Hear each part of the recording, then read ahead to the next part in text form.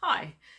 So today I want to review and discuss a book by A. Van Vogt, and I don't think I'm wrong in saying it's maybe a bit more of an obscure Van Vogt. Am I even pronouncing his name right? I'm not sure that I've ever had to pronounce it before. A. Van Vogt? I think so. Anyway, it is Computerworld, and I do know that an alternative name for this book, I think early on, was Computer Eye, which actually makes a lot of sense considering the content. Whoa! Sorry, my dinosaur nearly fell off. He can fly, but sometimes he needs reminding about that. Yes, okay, so A. Van Vogt, Computerworld. A short while ago I read The Wizard of Lynn, which I didn't like at all. I thought it was pretty bad. I still think it was pretty bad. And I didn't want to move away from Van Vogt with that leaving a bad taste in my mouth. I used to read a lot of Van Vogt's work and I would like to get back into him. I went to the bookshelf to read one of the ones that I hadn't read before, but I kept coming back to Computerworld, which I've had for a long time. And I have read a number of times, but not so recently that I remembered it. So I've got a new English library copy, and I love the artwork on it. Of course, it's not credited in any way that I can see, but yes. The book is not in great condition. So this might be a bit of a humble brag, but I can imagine all you dedicated book collectors out there wringing your hands at the condition of it. I have had it a long time. I have read it many times. And I'm pretty sure that I got it from a library sale. Carringbush Regional Library Sale in particular. And they apparently contacted it, which has not entirely saved the spine from going astray. But I actually really like these library tags in there. I'm sure a good collector would get rid of them, but you've got that original one here. I don't know if you can see it. You probably can't. But the first time this book was taken out was the 17th of May, 1984. So it would have been bought new because this particular edition came out in 1984. The last time it was taken out was 26th of May, 1992. And based on the fact that this library is in Victoria, in Richmond, Church Street, Richmond, I would say I probably bought it off the table that very year. Withdrawn, by the way. I'm not actually stealing library books, just in case you wondered that. I buy library books, but yes. So, appalling condition, but still very pleasant heft. Nice toasty pages, but very comfortable to read. So I reread it. I remember liking this book a great deal. And I read it without going onto the internet, purely based on the fact that I remember enjoying it a great deal. So, well, this one is a 1984 edition.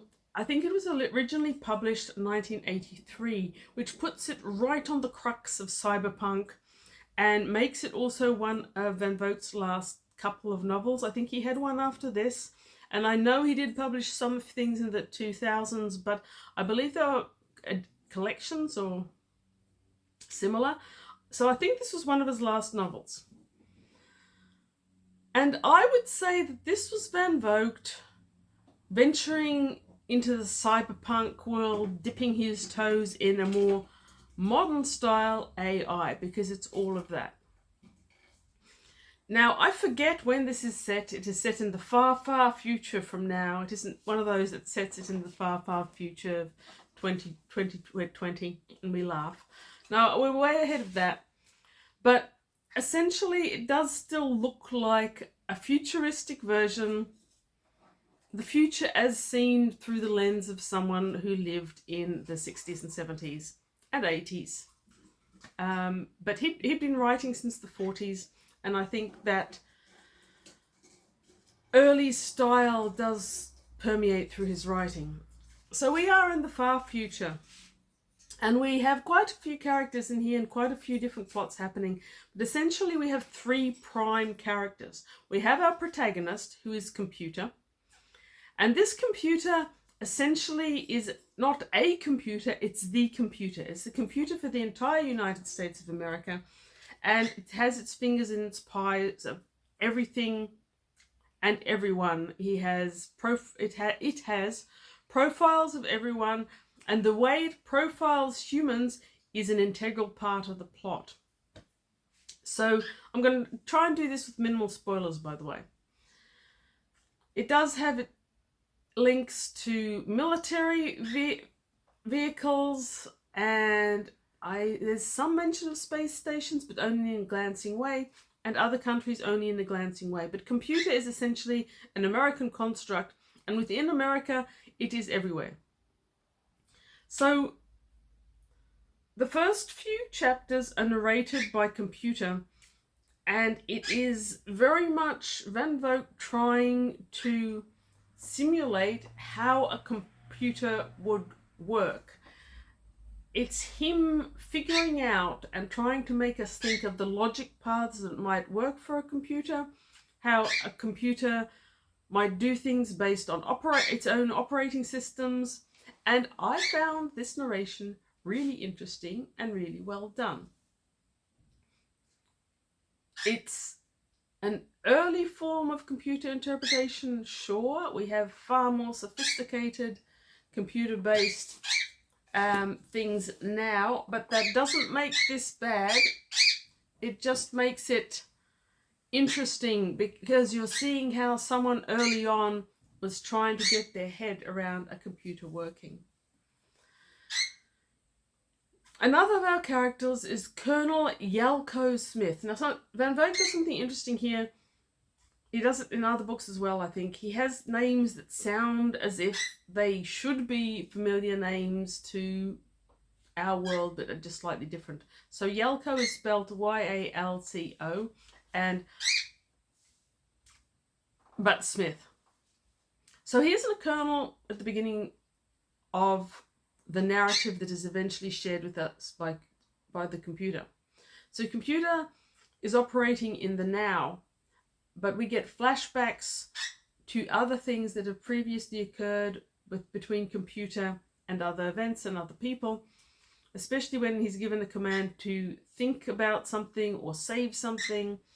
Then we get these flashbacks, and we get flashbacks as showing us how Colonel Yelko Smith became a colonel and how he got into power. He now has power, the control of computer, which we slowly learn through these flashbacks. Computer was originally developed, programmed, worked on by a team which included a couple of doctors and a few other people, one gathers.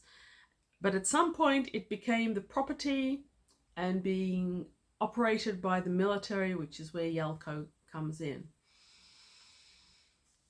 The fact that the military and thus the official government of America and of the computer are not what you or I would consider good, ethical, benign, righteous, comes through very clearly.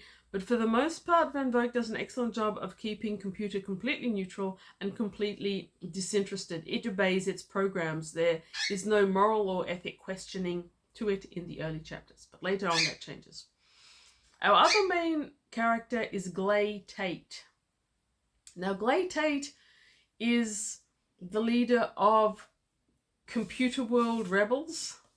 It's a really clunky name, but basically you've got this group that are opposed to the computer ruling everything. They're kind of, I guess they're a 80s version of 60s dropouts who are against the man, only these are against the machine. And you have these three protagonists. You have these three point of views that take you through the book. Excuse me.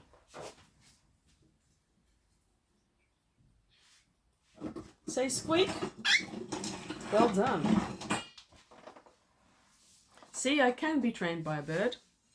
I cannot train the bird, but the bird has trained me very well. Yes, okay. So those are the main protagonists and point of view in the book, and I think they're actually all really well done. I'm not sure that Van Vogt always does good characters or characterizations or character interactions, and he doesn't always do excellent. Even in my favourite books like Slam, he doesn't always do excellent side characters. In here he does. I think that the writing is a lot more interesting and mature than some of the work he's done over the years. Certainly much better than Wizards of Lynn, which I still... No. Now, the really interesting thing I found about this book was the world building, because Van Vogt is foreseeing a future in which computer controls everything. And in the early 80s, that was really prescient because computers, I know Commodore 64s existed and there were a few other things, but they were very, very basic compared to what we have now in 2024, even. Phones, computers, internet. In the early 80s, no matter what you say, there wasn't internet. There just wasn't for most of us. But Van Vogt has foreseen a world in which the computer has these outlets which are called IOs, which would have been Computer Eye, the original title, or the alternative title. Every house has one. Some places have two. They are in places on the street, I imagine, like traffic light, only computer eyes. They can be put into jewellery and carried around as mobile receptors. Some of them have got vision, some have only got audio. There's a range of them. But they're in the cars, and the cars can be either under manual control or under computer control. Basically, computer is everything and has the ability to know everything. One of the things about that I did particularly like is it talks about every house having an I/O, and the I/O, it runs the music, it runs the TV, but it also runs home defense. So they have incorporated into them a kind of techno weapon called DAR. They've got DAR 1s, which just seem to send a shock. DAR 2s and 3s, and 3s are just military based. So you've got the levels of weaponry, and weaponry is quite different to what it is today. Van Vogt does this interesting thing where he describes how this technology has actually reconfigured society and the world. And the IO, especially in the house. He says that most houses only have one, which is certainly not the way we see the world today. But that as the IO also incorporates the home defense, it has to be opposite the door. And as most homes only have one, it's reconfigured the whole house. And he describes how because this one device controls the music and the TV and everything in the house, and the whole houses are being remodeled, it's rare to have two doors to a house because you need your defense at the door. Interesting. Not correct to the world, but I mean, in some regards, you have a computer that controls music and TV and the fridge and the lights and everything. That was pretty prescient, but the idea that they would be so expensive and difficult to install obviously is not. I like the fact, though, that he's using the technology to define the spaces of the world as well as the society, because the spaces of a world are very important. And a lot of early science fiction just basically foresaw the future as the past, but with tech involved. And in this one, Van Vogt very much seems to be trying to fit the world to the tech that it has. I enjoyed that. So in the early chapters, he's writing to reflect computer logic, the way it sees the world, the way it operates, how it's instructed to behave when it turns on and off. He seemed very involved in that, and I thought that was really interesting. But around about chapter 12 or 13, a plot event occurs where the computer develops human-type personalities. And at first it's presented as the computer just having more information at its disposal and being more human-like. Certainly in terms of the way it speaks, it becomes very colloquial, very salty, and much more personalized. But as that progresses, we start to realize that it isn't just the way it's speaking, there's other things as well, and that becomes a larger and larger plot element too. So I felt that this book was quite a bit different to other Van Vogt books, and I do need to read more of them, but for the ones that I remember, the style, the writing, the characterization and all this one, in this one, to me, the writing felt more mature and much more modern than his earlier works, which makes sense. If you're writing something in the 40s, you don't expect it to sound the same when you're still writing in the 80s, do you? Now, I also thought that the characters and their conversations and their interactions were much better fleshed out than some of his earlier work, which can be quite stilted. Now, his writing can still be quite stilted and a bit over-formalized, and the character speeches are pretty recognizable as Vogt and unchanging.